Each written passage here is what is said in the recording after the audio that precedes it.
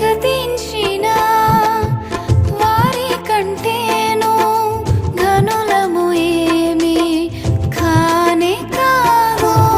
ఘనమైన నీదు కృపను బట్టి జీవముతో గానము చేయుచున్నాము. నీ క్రియలు వర్ణింప నన్నిలలో ఉంచితివి, అగపే ప్రేమతో ప్రేమించితివి. నీ క్రియలు వర్ణింప నన్నిలలో ఉంచితివి, అగపే ప్రేమతో ప్రేమించితివి.